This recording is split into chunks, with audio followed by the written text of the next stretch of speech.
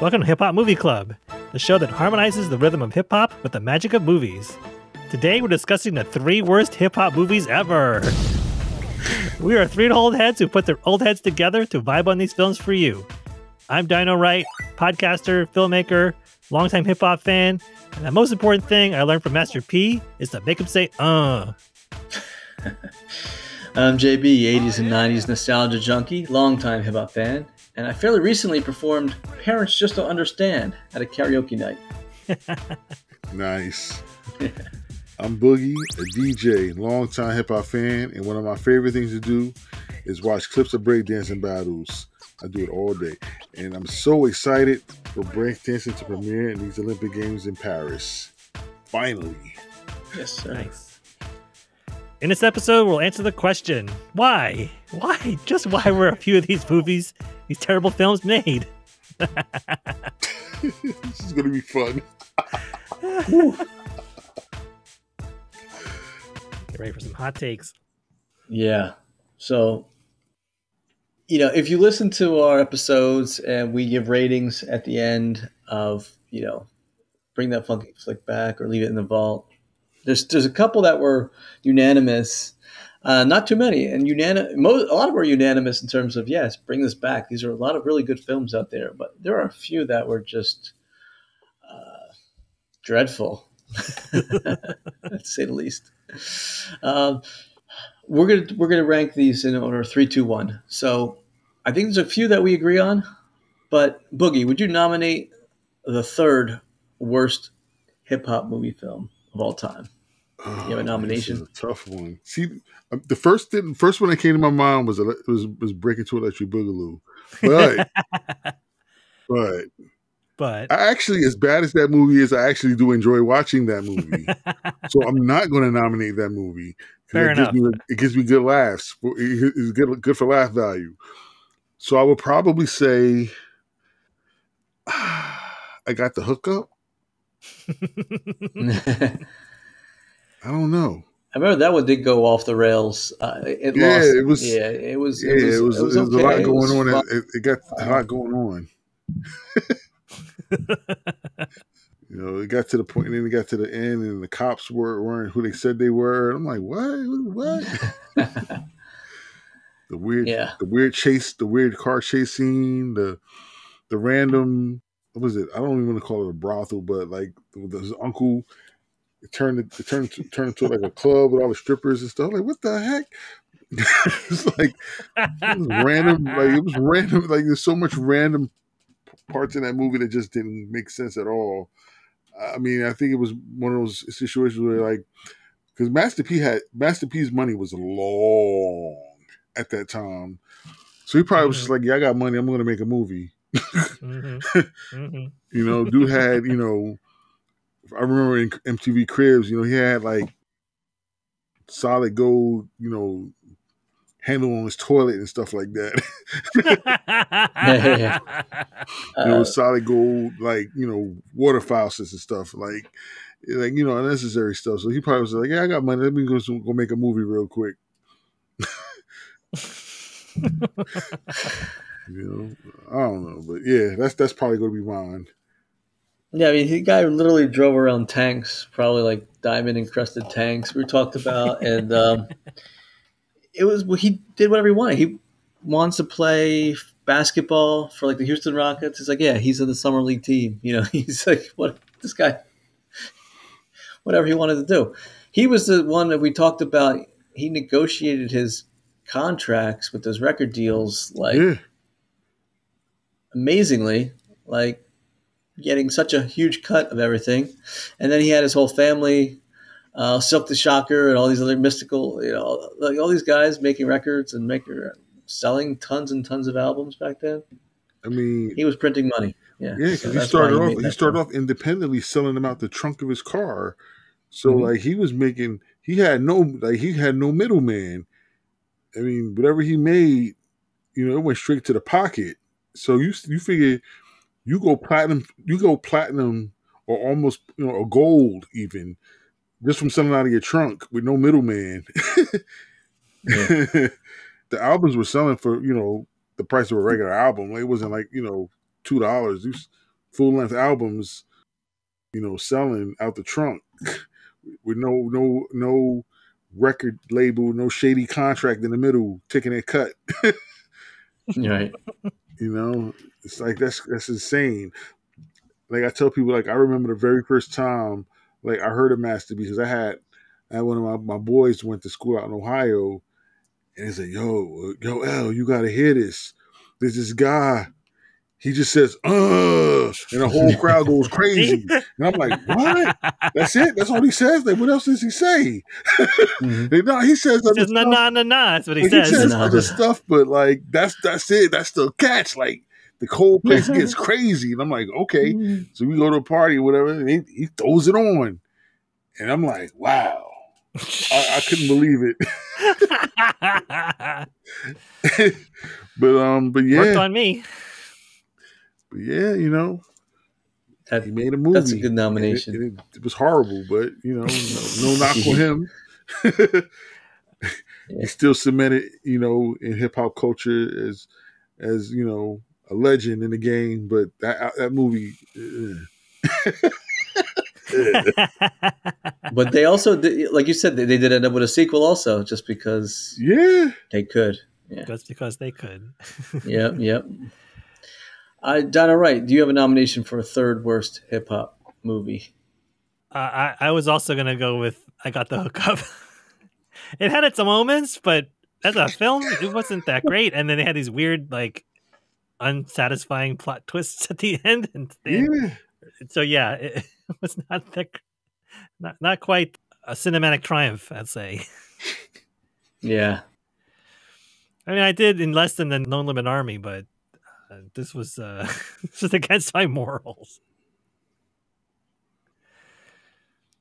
Can you get a discharge from the No Limit Army?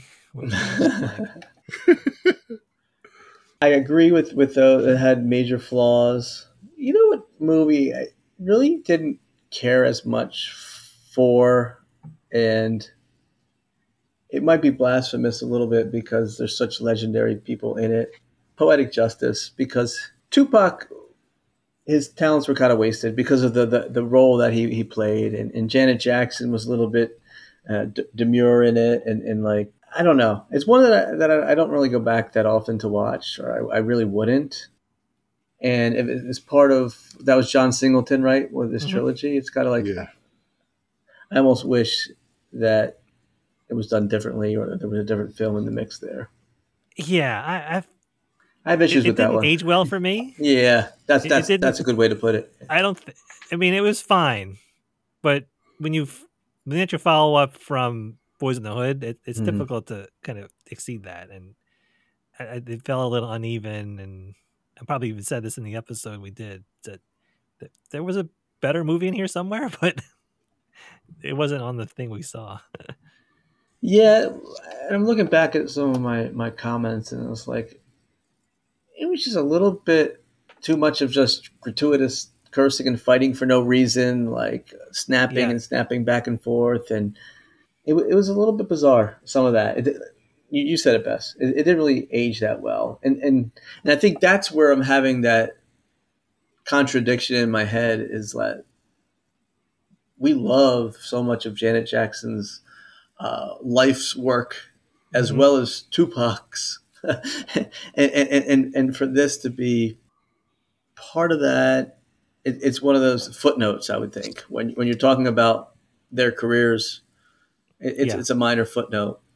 I won't go so far as to call it a blemish, but there was something left on the table. All right. Yeah. Yeah. Well, let's get into some that we more or less agree on in terms of being terrible hip hop movies. Number 2 on our list is Malibu's Most Wanted. If you remember my commentary on this one from my original episode, like I was embarrassed to be a white guy and watch this movie. I was like, come on, you're disgracing our entire race. Like, the whole point, it was like, let's make a movie about a white guy that talks really urban fashion, almost like he's black. And they even use the term that I can't stand is, the term wigger. And I'm like, it was just horrible because this was after Eminem already came on the scene. So like it was proven, it's been proven time and time. White guys can rap. Yes, it is a very much black predominant genre of music. And however, I didn't get the point. And they took liberties to also, misappropriate other cultures as well. I mean, Cal Penn played it, generic Middle Eastern guy with all the stereotypes. Mm-hmm. I think there was Far Eastern stereotypes. It was just terrible. Jamie Kennedy had his moment, of fame here and there with the Jamie Kennedy experiment and everything. But to make this film, it was like fingernails on the chalkboard throughout the entire movie. I was almost like watching it through veiled eyes. I'm like, please let it be over soon. Yeah. Oh, jeez. Yeah, it was a complete mockery to me. Like it was just hard to watch. I mean, I had never even considered watching that movie until we decided to view it for the podcast. And after watching it, I was just like, damn, now I know why. My whole intuition about the movie was correct. It was just a complete waste of my time. Like, I'm like you, JB. I love a good comedy. I love a good slapstick. I love, satires, don't be a man to stop drinking juice in the hood. You can even go back to things like Airplane and Caddyshack. Like classic. I love a good laugh. Yeah. But this didn't make me laugh. It was so cringy. It was so cringeworthy. Cringe is definitely the word. It was hard to watch it. I mean, you take this film and just I don't know whose idea it was to put this out, but I don't know. Yeah. I just just bad. Just bad. I never thought I would talk about this movie again. It's time to bring it out and flog it in public. It was like 8 Mile was released like prior to this. So listen, I mean, Eminem was huge, and the Beastie Boys and other like white rap. It was like, wow, a white guy is trying to be a rapper, like big deal. And then the part with his father was not even a likable character. It was like the father's not being attentive, and he's almost trying to have him get some therapy to overcome his affinity for hip hop culture. I was just. Yeah, it was not helping his political campaign. It was ridiculous. So, yeah, exactly. Yeah. Jeez. One of the great wastes of comedic talent on film. Yes, and, Tate Diggs and Anthony Anderson, who are awesome, and they're in this movie, and I'm like, I bet that they regret being in it, or they probably again footnote, very minor footnote that they'd probably want to. Yeah, I mean Blair Underwood's in this. Off. He's very good. Regina Hall's in this. She's very good. Yeah. Brian O'Neill, Snoop Dogg, and yet they yanked some great talent into the movie and completely wasted them. Yeah, Nick Swardson, Jeffrey Tambor. I like Jeffrey Tambor. Yeah. So they've done so little with so much. Yeah. And I mean, like the scenes with Taye Diggs in them, I enjoyed watching him. Yeah, it was about the one saving grace. Yeah, I will say to a certain point with him, I enjoyed watching the scenes with him and them, and. I mean, he I don't know.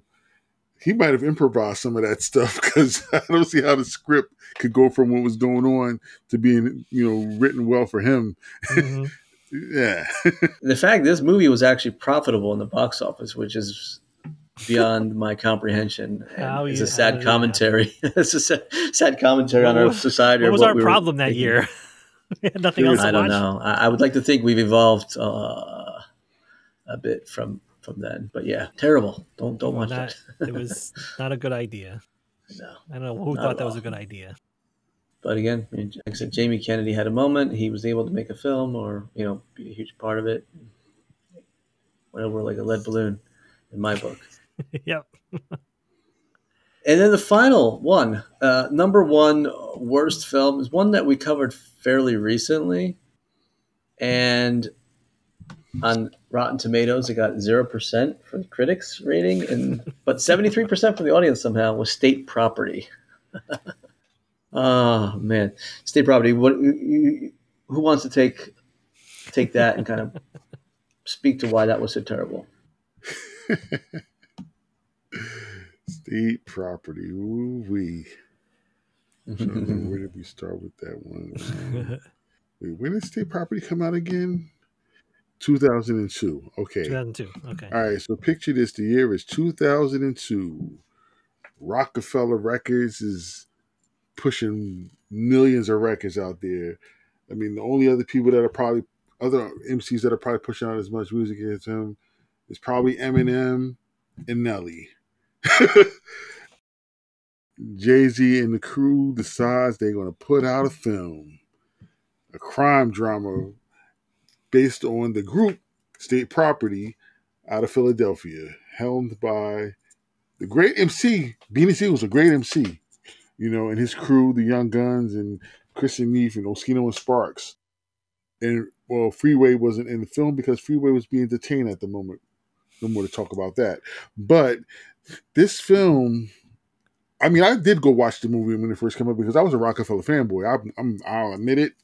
I was there from when Rockefeller started and it took off, and I was, I followed them, and any albums that came out, boom, if you were a DJ playing Rockefeller Records, like I could play a whole set in a club or in a party of nothing but Rockefeller music the entire night, and the whole crowd would jump and stay on their feet the entire night. With that said, this movie didn't age well for me. Like, I enjoyed watching it when I was younger, and watching it as an almost 50-year-old man, I didn't quite. I mean, I knew what it was about because it was the street life. I get it. I mean, I grew up in the hood, so I get where it was coming from. But it was one of those things like, why? Why was this movie made? And I guess at the end of the day, it was probably one of those things where Jay and Dame were like, why not? Let's do it. We got the money to fund it. And they unloaded State Property on the masses. And here we are in 2024 with it as our number one worst hip-hop film. Data Right, you want to add to State Property? Yeah. So if Malibu's Most Wanted was who thought this was a good idea, the question for State Property was, just because you can doesn't mean you should. This movie shouldn't have been made. It didn't have a plot. It didn't have character development. It didn't have any sort of dimension to it. And yeah, it was very easily my worst hip-hop movie ever made. Yeah, and as we get to be our age, I guess we get a little bit more sensitive to the violence, and it was just senseless violence, like one after the other, and pointless. Yeah. It was just tough to watch. It's tough to watch when all you're just seeing is a lot of killings and brutality one after the other, and you don't really know the entire backstory. Are we supposed to be rooting for Beans? Played by Beanie Sigel. Yeah. Right. They didn't get the basic characters in any kind of correct way. He just shows up and starts killing people and trying to run the town, and that's pretty much it. Like, compare, the character of Beans in State Property to Nino Brown in New Jack City. Mm-hmm. Right. You see the difference. I mean, we know Nino Brown was a complete evil guy, but he was more dynamic. There was facets to him. We saw him not necessarily doing all bad. So in some instances, you're like, all right, maybe he's not all bad. Whereas like with Beans, it was just like one-sided, two-dimensional, yeah. Yeah, there's senseless violence, and then there's senseless violence with no point that moves the story along. It was right. Very sort of, let's just shoot everybody. Yeah. Right. I mean, everything about the film is senseless. There's senseless violence, and there was a lot of like senseless nudity. I mean, nudity would attract a lot of the viewers because people attracted to the nudity, but it's like it didn't really have anything to do with the storyline. It was just like, No. oh wait, there's a naked woman, and okay, all right, well, it's just one of those things, like you said, it's just because you can do it doesn't mean you should do it. Right. It didn't add to the story, and then Jay-Z's talents were wasted in the film. That was one of our takeaways. He had just such a brief role, and he was mostly mumbling in it. And it was like, oh wait, Jay-Z, he's on the screen. It's like, he's just mumbling. And what did he say? I was like, come on. Mumbling with no reason and no point to it. Like nothing that would give you any sort of sense of what the character is. Like he just let's have him mumble. It's like they pulled it out of a hat. Like, oh, this guy's going to be a mumbler. Why? Yeah, I mean, I don't know if this film was rushed to the theater because there was some other deadline. I mean, Rockefeller was ruling the roost. They were doing everything, so maybe there was so much focus on pumping out the music that maybe this was just a side project, and like, hey, we want to get a film out there, and let's just do this and not spend time on the character development and the plot and utilizing Jay-Z's charisma, but it all just fell flat. Yeah, they all wore Rockaway clothing in film, so it was a commercial. It was like the most violent, brutal commercial for Rockaway. And like the women, it's like they took because when they're filming the music videos, they have these same women. They look exactly the same as they were in the movie, but because it's a music video, it's all G-rated. They're in swimsuits and things. So, well, we can have the same music videos, but we don't have to have them covered up. Yeah, like ooh, yeah, like a 12-year-old boy wrote this movie. Yeah, it's like boobies everywhere. Yeah. But yet there was a sequel. Well, yet there was a sequel in this too somehow. Yeah, because they had the ability to do it. But you could. I mean, a lot of people did rush to see this, so it probably funded itself. And the sequel has more holes in it than Swiss cheese. Like if you watch the second one, you would rank this is 1. The second one would be like 0.9. Like, second one's worse. You can't imagine. I think, Donna, right, you made a point when we were talking about this film. It was like Dame Dash was the only one putting forth some sort of effort in the acting.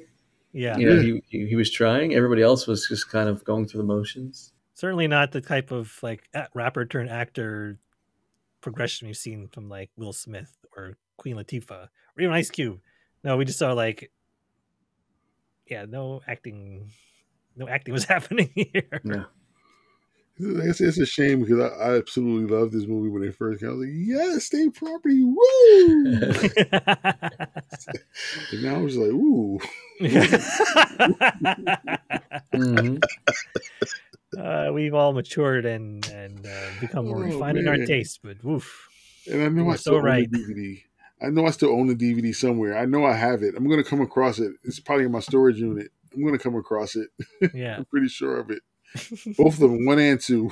Because a lot of the films we cover, I like to pass down to my son and tell him hey, check. Like when we first watched Do the Right Thing for the podcast, and I was like, you got to see some of this. It's a great cinematography, great storytelling. It's racial tensions, which are still prevalent today. It's in the news all the time, unfortunately. But and then Boys in the Hood. And even some of the smaller films have some more redeeming qualities, even if they're not to that level. But when I was watching this a little while ago, I'm like, I see my son over there, and he's kind of doing his own thing on his device or whatever. And I'm like, don't even look up. don't watch this. This was terrible. Do not engage. Do not engage. Yeah, do not engage. Yeah.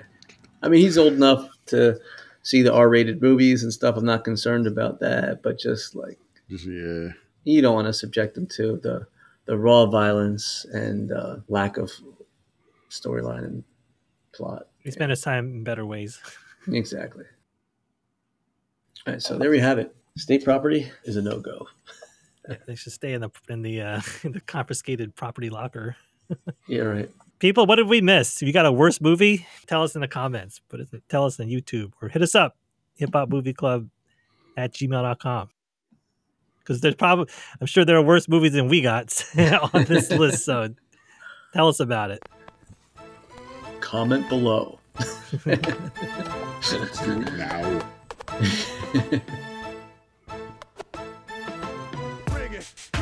Hip Hop Movie Club is produced by your HHMCs, JB, Boogie, and Dino Wright. Theme music by Boogie. Come out to our next live event on August 16th at Steel Stacks in Bethlehem. We are presenting a screening of the original House Party, which will be preceded by a throwback DJ set and followed by a brief talkback and trivia game. Purchase tickets now at steelstacks.org. Whether you're listening to the podcast or watching us on YouTube, we appreciate you. Thanks for tuning in. Remember, don't hate, marinate. Ooh, baby, it's barbecue season. Hey, Marinate that meat.